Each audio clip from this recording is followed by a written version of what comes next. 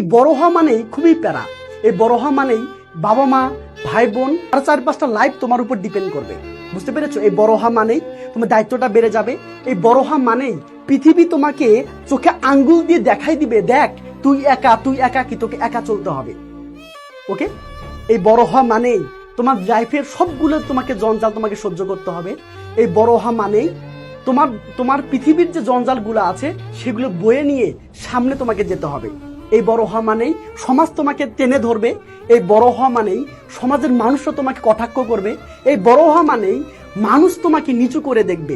যতই মানুষ নিচু করে দেখবে, যত তুমি ডিপ্রেশনে পড়ে যাবা, যত তোমাকে সমাজ আমাকে টেনে ধরবে, তত তুমি বড় হতে থাকবা। বুঝতে পেরেছো? যখন মানুষ তোমাকে টেনে ধরবে তার মানে কি মানুষ তোমাকে হিংসা করছে।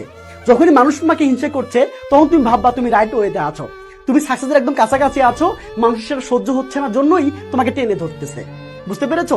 খুব কথাগুলো মনোযোগ দিয়ে শুনবা এবং কি বলতো এই কথাগুলো লাইফে কাজে লাগাবা।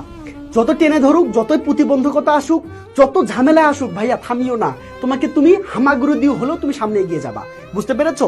শুধু হামাগুড়ি দিয়ে না, তুমি যেমন করে হোক তুমি দরকার হলে কি বলতো বুকে ভর দিয়ে তুমি সামনে এগিয়ে যাবা। কখনোই এক জায়গার মধ্যে থেমে থাকবা না, সামনে চলো। বুঝতে পেরেছো? ইনশাল্লাহ তোমার জন্য সামনের পথটা ওয়েট করছে, তোমার জন্যই সামনে যে সাকসেসটা আছে সে তোমার জন্য ওয়েট করছে।